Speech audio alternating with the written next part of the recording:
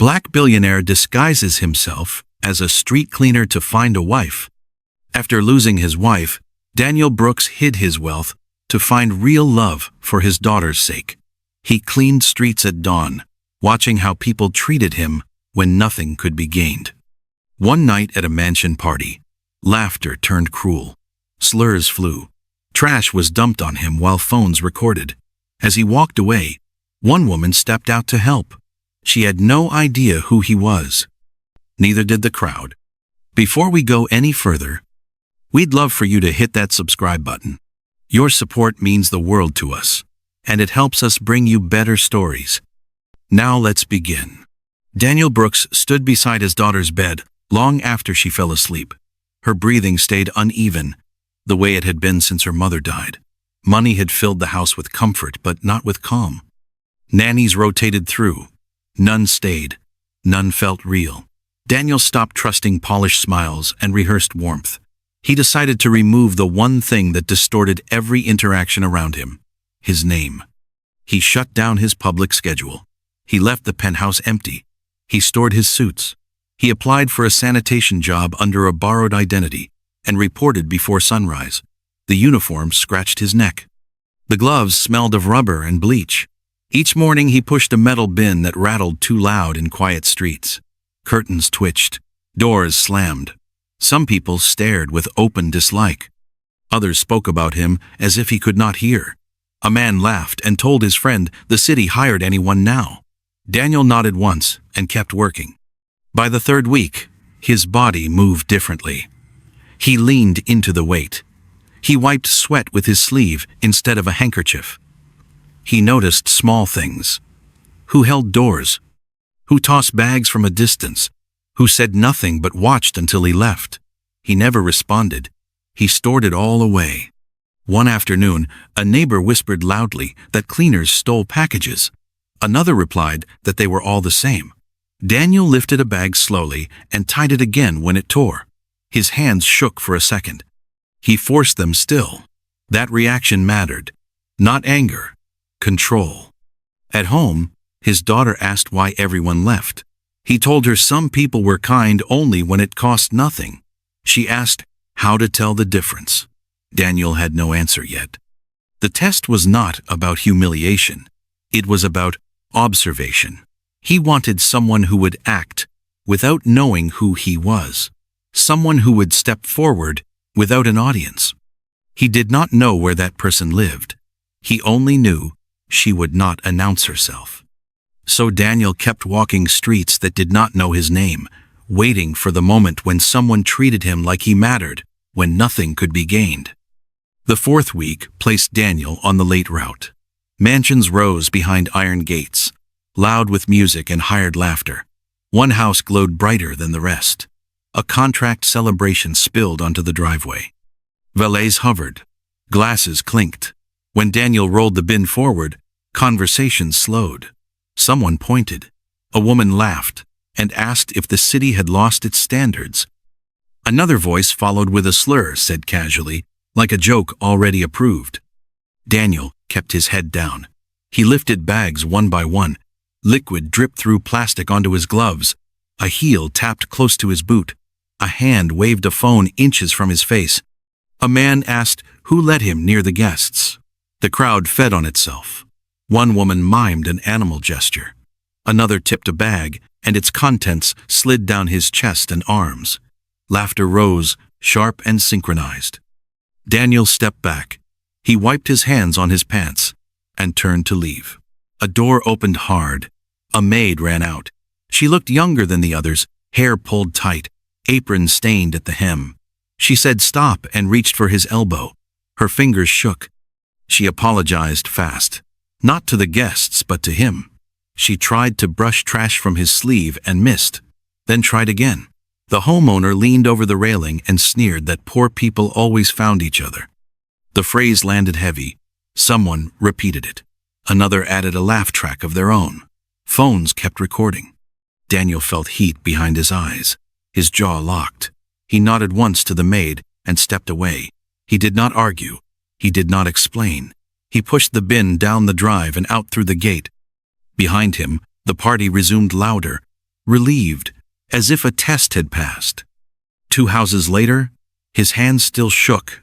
He slowed his breathing until it steadied. He replayed the scene with care. The cruelty was easy to note. The help mattered more. The maid had stepped forward without looking for permission. No one asked her to. No one thanked her. The next morning, neighbors along the route whispered about the video. A man said the cleaner should have known his place. A woman said the party looked bad but laughed anyway. Someone guessed the maid would be fired by morning. Daniel said nothing. He worked.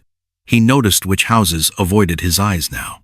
That night, he sat in his empty kitchen and opened a file on his tablet. He searched for the maid. Her name surfaced with the address he already knew. Claire, single mother, long hours. Complaints filed and ignored. Overtime denied. A note about a child waiting after school. He scrolled once more, then stopped. Daniel closed the file without saving. The test had answered itself, but the consequences had not begun. He slept for the first time in weeks, not with relief, but with clarity. He woke before dawn and checked his phone. Messages from his assistant waited, unanswered. Daniel ignored them and dressed for work. On the street, a delivery driver muttered that the city would never change. A passerby filmed him from across the road, hoping for another moment. Nothing happened. The quiet felt heavier than the noise. Daniel understood then that silence could be a verdict. He finished the route and washed his gloves carefully as if the night might leave a mark. He wrote one line in his notebook and closed it. Not names, not anger. Just a reminder that kindness appeared once, uninvited, and it did not hesitate. He did not know yet what he would do with that truth, only that it would matter soon. Daniel did not act in public. He moved quietly. He asked his assistant for a background check framed as a routine audit of contracted staff near the estate. The report arrived clean and dull, except for patterns. Claire worked double shifts. Pay stalled for years. Complaints vanished. She stayed because her son needed stability. No debts beyond rent. No favors owed. Daniel read it twice. He sent an offer through a third party. Higher pay. Fixed hours. Housing on site. Healthcare included. No explanation. Claire answered, within the hour. Her reply asked one thing. Would her son be safe? Daniel wrote back yes and ended it there. Her first day came with rain. She arrived early and stood in the foyer, hands folded, eyes scanning exits. Daniel entered without ceremony. He wore a plain shirt. He thanked her for coming. She recognized him and froze. He waited until her breathing slowed. Then he told her the truth. He said why he had been on the route. He said what he saw that night. He said what mattered to him now. Claire listened without interrupting. When he finished, she asked about rules, school hours, boundaries, privacy. Daniel answered each. He asked her to work directly for him. He asked her to move in with her son. He made it clear she could say no. She asked for time to think. He gave her a day. That evening, Daniel watched his daughter at the table, tracing circles in spilled water. He imagined another child in the house and felt the risk of hope. He checked the notebook and did not add to it. Claire returned the next morning with her son. The boy stayed close to her leg, eyes wide. Daniel knelt to his height and asked his name. The boy answered and hid his face. Daniel smiled and stood. He showed them their rooms. He stepped back and let the house speak. Days passed. Routines formed. Shoes lined up. Lunches packed. Claire corrected gently. She praised effort. She did not ask about money. She did not tell stories to impress. When Daniel spoke, she listened. When she spoke, he heard care without calculation. On the third week, a neighbor asked who the woman was. Another guessed she would not last.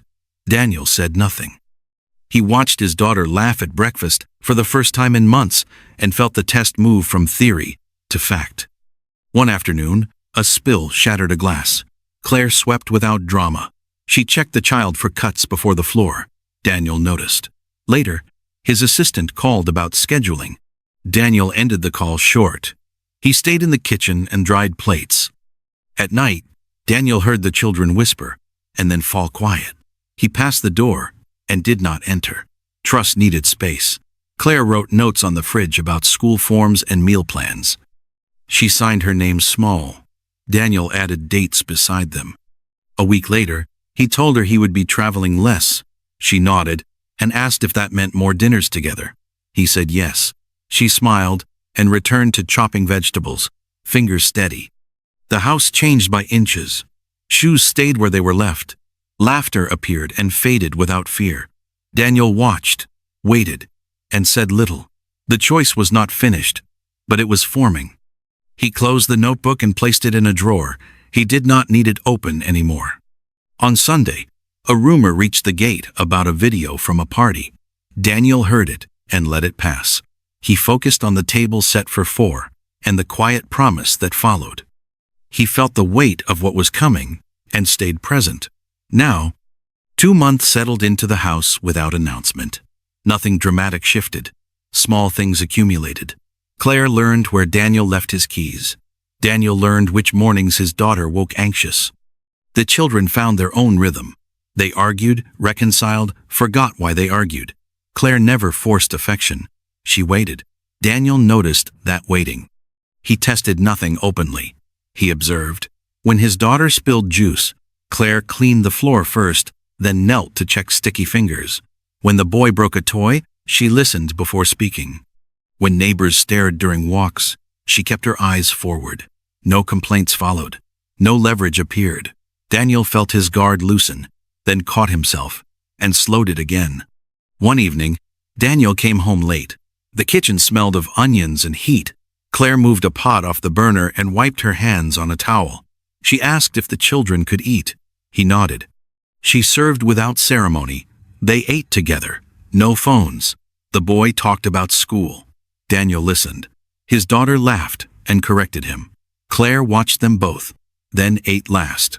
After dinner, Daniel found Claire folding laundry. He stood in the doorway longer than needed. He said he valued what she brought into the house. She thanked him and kept folding. He asked if she felt secure. She answered yes, then asked if the arrangement still worked for his daughter. He said it did. The question mattered. The proposal came without staging. Daniel asked Claire to sit. He spoke plainly. He said he respected her boundaries. He said he cared for her. He said he wanted a life that stayed honest even when unseen. He asked if she would consider marriage. Claire did not cry. She asked how it would affect her son. She asked about time and presence. Daniel answered without promises he could not keep. She accepted after a pause.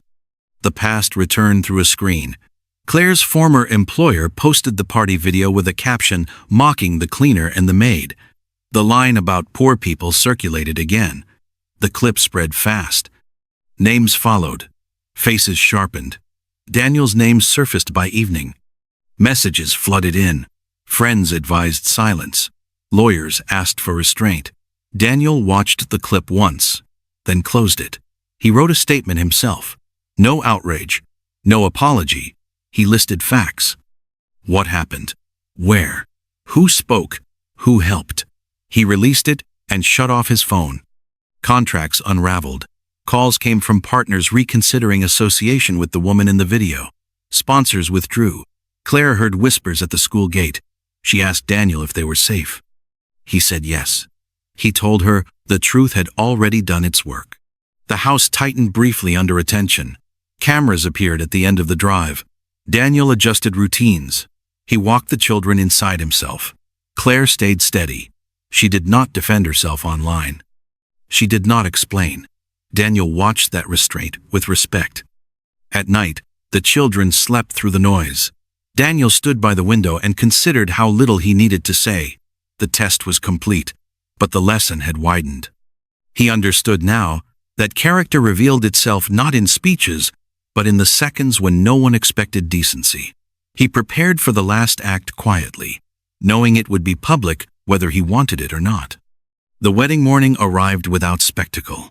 No press access, no interviews. Daniel chose a simple venue and a short guest list. The house felt calm, the way it did after rain. Claire adjusted her son's collar and checked her daughter's shoes. Daniel watched from the hall and felt certainty without rush. Before the ceremony, a technician asked permission to play a brief clip. Daniel agreed. The video filled the room for seconds. Laughter. The slur. The line repeated. Poor people always find each other. Daniel raised a hand, and the clip stopped. Silence held. He said nothing. He did not need to. When the doors opened, Daniel and Claire stepped out together. Not defiant, not triumphant, present. The children walked between them, steady and unafraid. Guests stood. Some wiped their eyes. No applause followed. Respect did. In the weeks after, attention faded. The woman from the party lost contracts. Her circle thinned. Daniel did not comment. He returned to work with a narrower calendar. He kept dinners at home. Claire set rules that held. The children grew louder and then quieter, the way children do when safe. One afternoon, Daniel found the old notebook in a drawer. He opened it and read the single line he had written months earlier. He closed it and threw it away. The test no longer mattered. At night, Claire asked if he ever regretted the disguise. Daniel said no. He said it taught him what wealth hid. She nodded and turned off the light. The city moved on. A few remembered the clip as a scandal. Others remembered it as a lesson. Daniel remembered the moment a hand reached out without knowing who he was. That moment had built a family. He walked past the window and saw the children asleep on the couch, legs tangled, breathing slow. Claire folded a blanket over them and looked up at him. No words passed. None were needed. Character had spoken first, when no one was listening. Everything that followed was just confirmation. If this story reminded you that character shows when no one is watching, stay with us. Subscribe for more real stories where truth outlasts status, and kindness always has a cost worth paying.